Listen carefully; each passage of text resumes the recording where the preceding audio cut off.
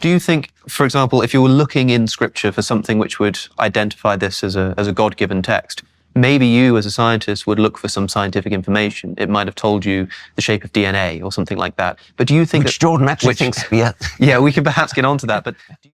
I really do believe this, although it's very complicated to explain why. I really believe that's a representation of DNA.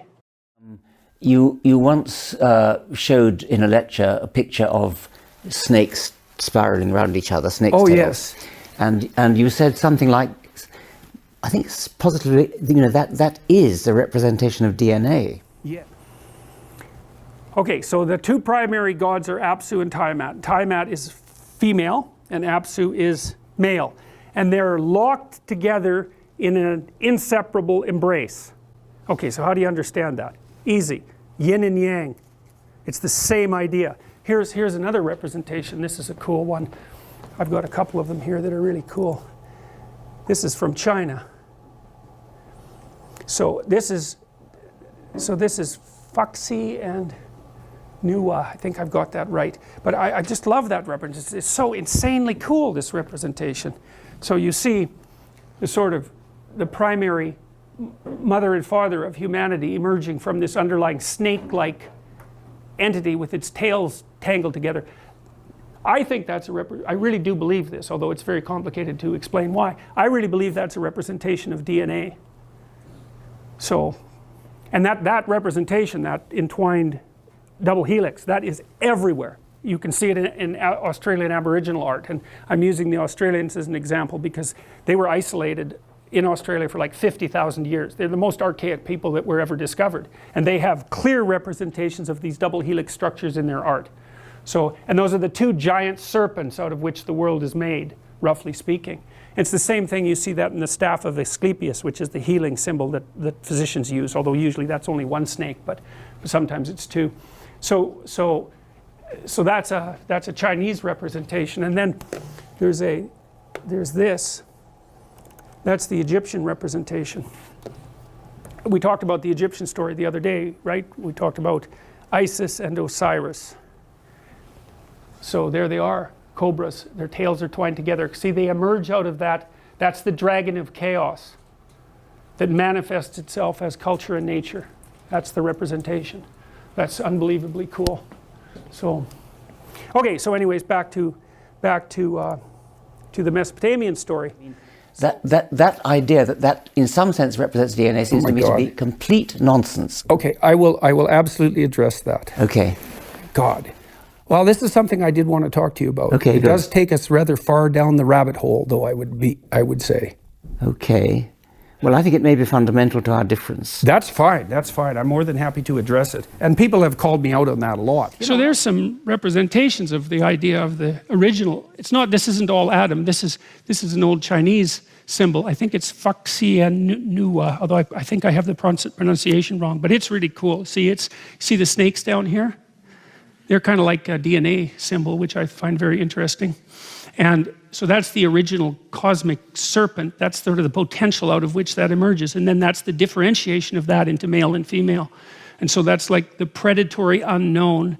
That's one way of thinking about it. That's the most fundamental conception of mankind, is something like that, is the predatory unknown. And then the bifurcation of that into the two fundamental cognitive elements of human perception, masculine and female. And you see the same thing here. This is Chinese. This is Egyptian, also extraordinarily old. It's the great serpent that underlies everything, bifurcating itself into Isis, queen of the underworld, and Osiris, king Pharaoh, king of order. So there's the potential. That's like the potential out of which God made the world at the beginning of time. And what emerges out of that is some kind of, that's the dragon, in the dragon fight. That's partly the serpent that's in the Garden of Eden. And then that's the manifestation of masculine and feminine out of that. Potential, predatory unknown, masculine and feminine. It's like a single representation of the evolutionary history of human cognitive consciousness. So cool. And that's also an image of the ideal. It's the union of sun and moon, and it's this hyper creature, hermaphroditic, that's also the Adam and Eve that existed at the beginning of time before the fall. And it's the purpose of marriage. All of that as a sacrament, all of that in these images, it's just absolutely unbelievable what images can pack into them. Hi, Dr. Peterson. Earlier you showed a picture of Fuxi and Nua. Yeah, right. Yeah, and Osiris. And in your Maps of Meaning lectures, you also explained that cultures around the world have these twin snakes that are Yeah, entwined. they're everywhere, man. Yeah, and so you mentioned that you believe this is a representation of DNA. You would bring that up too. Jesus, what is it with you guys tonight? Yeah, well, yeah. No, I wouldn't say I believe that. I have my suspicions that that might be it. Yeah, because believe is too strong a word. But those. I really believe that's a representation of DNA. Strong a word, but those representations are everywhere. And read this book. This is a good one. Oh man, now I have to remember the book. It's by an anthropologist who went down to the Amazon jungle and experimented intensively with ayahuasca. I think it's called The Cosmic Serpent. I think that's the name of the book. You could read that.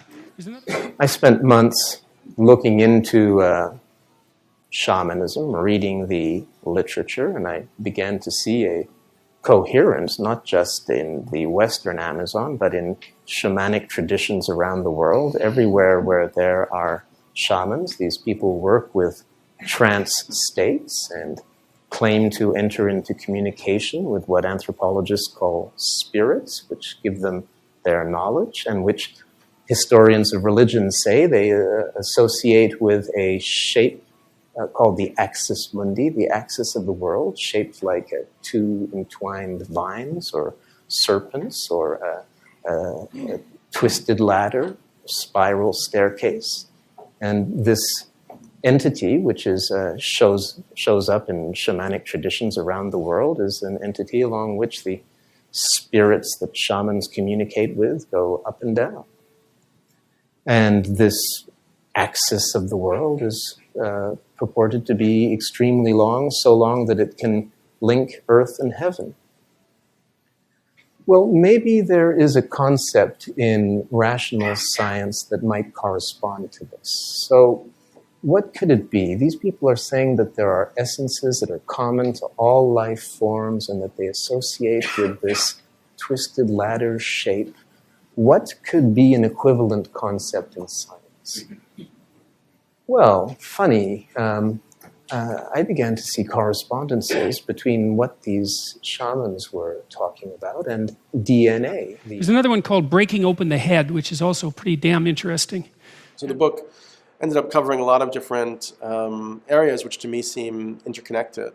So I look at kind of quantum physics and how there seems to be a different model of consciousness and time suggested by quantum physics that's sort of it goes against the kind of Newtonian Cartesian realm that most people still feel that they're living in. But then I also looked at crop circles. I did a story about crop circles and found that there was a whole relationship to 2012 and indigenous prophecy. So then I went deep into that realm, which for most people, they can't imagine it would be anything but the most ludicrous hoax. But actually, the deeper you get into it, the more there is there that seems to legitimate it. I looked at the phenomenon of alien abduction. What the heck else is in there? Well, then I looked at the Mayan calendar. I visited Jose Arguelles, who had been one of the first to kind of sort of put forth a theory of how the Mayan calendar was actually a kind of timetable for the evolution of human consciousness that was accelerating in this period. I talked about Terence McKenna's ideas. So I kind of interwove a whole lot of different themes together. We don't know the limits of our perception, especially under certain conditions. And I think people have had intimations of DNA as the cosmic serpent forever. So, yeah. But that's way out on the frontiers of my knowledge, right? Like, I'm guessing in a dreamlike way when I'm making statements like that. So, because you did mention that you did believe it and that there were sort of maybe some dreams and interpretations that might have emerged, but I don't see how we could have perceived DNA as it is. Right. Well, yes, we didn't objectively, but I'm not so sure we didn't subjectively. But I mean, it's very strange that these double helixes exist in so many places and that they're often utilized as healing symbols with the snake. So, anyways, like I said, that's what do you call that? It's not hypothesizing, it's one thing worse than that, speculating. Those are speculations. I'm operating at the edge of my understanding. But our perceptions are very mutable, and we can see things under some conditions that you wouldn't think that anybody could see. So, you know, and I actually threw that in a lecture because I was thinking in a loosely associative way about some very complicated things, and I was struck by this recurrence of the double helix pattern Yes. in cultural representations all over the place. Like, You love symbols. I mean, you're Yes. obsessed with symbols. yes, You're almost drunk on symbols. And you could say that. I think you've got to stop and say, what does it actually mean to say? Absolutely. And the snake's twining is one thing. There are others, but that would be a very good one to try to nail down. Yeah, well, you know, we could talk about technically for a moment, you know, because I think 15 minutes later.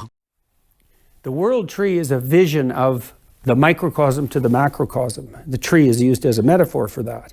It's sort of proto-scientific idea, intuition of the idea that there's a kind of dimension that constitutes zooming in on things right to the smallest possible level of apprehension and zooming out to the most general level of apprehension. Dust particles to cosmos, let's say. Well, psychedelics seem to expand that capacity so that consciousness can move up and down layers of apprehension that aren't available to consciousness under its normal conditions.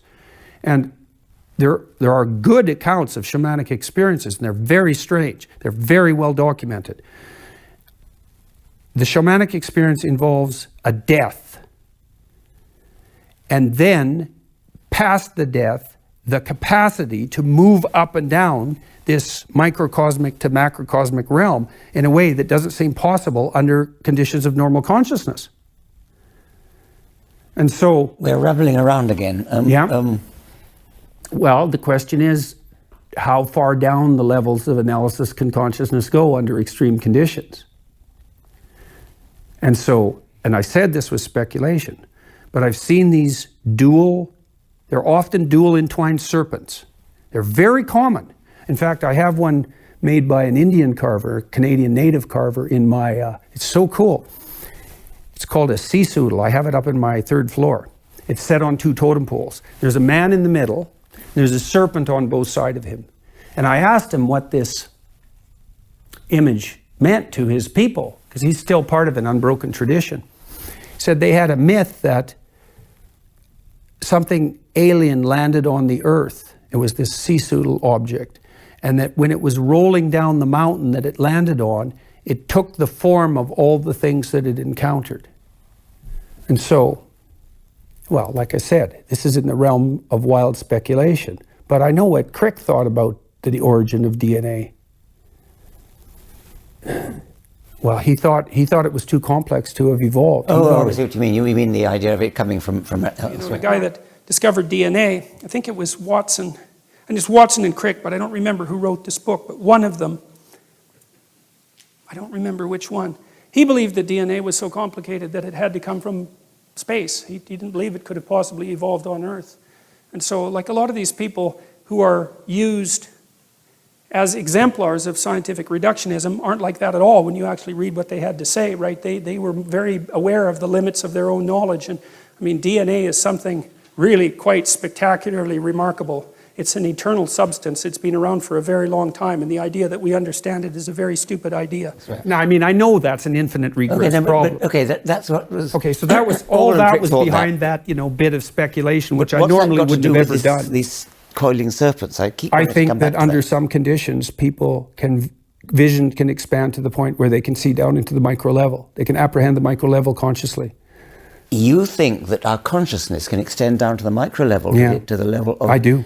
The micro level of DNA. Okay. Well, since we're on this topic, I have taken extremely high doses of psilocybin. Like 4 doses is enough basically to knock you out of your body. I wouldn't recommend it casually. I took 7 grams 3 times. And I had this shamanic experience. It was unbelievable, and I don't even know how. I have no idea how to make sense out of it. Well, I believe that. I can quite understand you have a most extraordinary experience. I've never taken such a drug, but I could imagine you had a most remarkable experience. But you've just said that you think that your consciousness can see into your cells and see the structure of DNA. That has got to be utter nonsense. I'm sorry. Well, like I said, I'm perfectly reasonable, willing to admit forthrightly that is a highly speculative idea. Well, it is speculative, but it's also got to be false. Why? Why? No. No. Yeah. And look, in all probability, you're right. Right? I mean, we're both wise enough to use Occam's razor, right? And I said that it's funny that particular statement got picked up, because I think that was the most, what would you say? Speculative. Speculative idea that I'd ever uttered to my students. Yeah, well, fair enough. I mean, I understand that. It's strange to be in a position to defend it. I I'm telling you that. why I made that, but there was more to it than that, because in this visionary experience, I could feel my consciousness go down these levels of analysis. And I could see things that they appeared to me in my field of imagination. And I looked at them and I thought, that looks a lot like DNA. But you're an educated man who already knows about DNA. Yes. These people didn't know it was DNA. Know about it. That's what's so... Oh, no, they didn't know. It doesn't surprise me in the least that you could have a visionary experience and think you see your DNA in your own cells. That, of course, is highly plausible. What is not because I already know about it. Yes. What is not plausible is that somebody who does not know about it, an ancient Chinese sculptor, whatever it was, who working long before Watson and Crick discovered the structure of DNA, could possibly apprehend that. That just isn't fair on. enough. It's perfectly reasonable of you, and I think perspicacious, to have pointed to my attempt to speculate about how these images of intertwined helixes happen to propagate themselves all over the world. Because I have a problem with that, because I can't understand why that's the case. So, for example, there's a really interesting Chinese image, which is one of the ones that I referred to in that particular lecture, that shows, I hope I can remember this exactly right. So it's this intertwined underlying serpentine structure giving rise to a female and male form. Yes. And it's portrayed that way in the cosmogonic myth, that these forms emerge out of this underlying helical structure. But there are stories like that everywhere. And so you might say, well, it's a case of false pattern recognition, and that's really a problem, right? That's the problem of misperception. Okay, no, wait, I have no problem with, my big problem is equating it with DNA.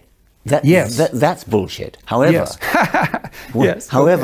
what might be interesting would be a commonality between myths all around the world, and then anthropologists argue about whether this is because of cross-infection of ideas or whether there's something Jungian about the... Right. And I think that's a genuinely interesting question. Of course it is. And it Most of the affective neuroscientists that I've met, the good ones, are tilted pretty hard towards the biological primitive argument, that there are forms of perception. Yes. Well, color is one of them. Well, I think that's interesting. And of course, the coincidence of an image or a statue in this part of the world and that part of the world, you should think about how improbable it is that two people might have hit upon the same design. I mean, the idea of a snake spiraling around each other, it's not that difficult to think of. It wouldn't be ridiculously improbable that two tribes on opposite sides of the world would independently come upon that. No, and it might not point to anything particular, except that it is the use of snakes. I would say, though, the idea of that coiled snake, or the dual coiled snake, is also a powerful symbol of healing. And so that's partly why it's used as the symbol for physicians. Yes, exactly. Sure. And there is the idea that's part and parcel of that, and this would be, let's say, separate from the DNA idea. Snakes shed their skin, and they're reborn. And so that's part of the reason why they're symbols of Like a phoenix. transformation. Exactly. And that notion of death and regeneration is obviously central to the idea of healing. And so that's another explanation for the use of the snake. Okay, so When he talks about religion, I think it's bullshit. I think that he doesn't make any sense at all. I think he's impressing people by using language they don't understand, rather like Deepak Chopra, where people think, oh, it must be terribly profound because I can't understand it, which is not something I can respect. All the stuff about Jungian archetypes, and not that I would be skeptical about that, but constantly dragging them in. I mean, I think the most egregious example of that is where he looks at works of primitive art, works of tribal art, where he shows things like two snakes coiling around each other and says, well, they must have had some primitive primeval knowledge of DNA. Perhaps they looked into their own cells in some sense and saw the DNA. Perhaps the DNA is the double helix is a Jungian archetype. I mean, that is sheer bullshit, and I told him so. Okay, so Caduceus. yeah, Yes. same symbol. Do you know the links to that in Mesopotamia? Yeah. And, the Yeah, ancient Sumerians. Yeah, and it's a it was the snake that symbol of sheds its medicine. skin. Yeah, I know. It's a symbol Yeah. of transformation. But they also think it might have had roots in the double helix of DNA. That's what the wacky conspiracy theorists. Yeah, I And know. they go deep down the rabbit I know. hole I of talked the- about that. And the Richard Dawkins Anunnaki. stripped my skin off when I went to Oxford to talk to him about that. He said, "You said that under some conditions, shamanic people might be able to see DNA." It's like, that's complete nonsense. you once showed in a lecture a picture of snakes spiraling around each other, snakes' Oh, tails. yes. That idea that in some sense represents DNA seems my to me to God. be complete nonsense. He doesn't know. Well, The problem with Richard Dawkins is he's had zero psychedelic experiences. If you have psychedelic experiences, you see all kinds of iconography from ancient Egypt. You see hieroglyphics. You see yeah, but is that true? geometry. Is that true or insane? But it doesn't matter if it's true or insane. It's repeatable. You could have it over and over. I mean, people who take mushrooms and people who take dimethyltryptamine have these kind of images. They happen all the time. Yeah. It's not uncommon. So the idea that it's impossible for those people from thousands of years ago to actually see the double helix pattern of DNA, says who? Well, I'm glad you said it and not me. Me, I'll say it.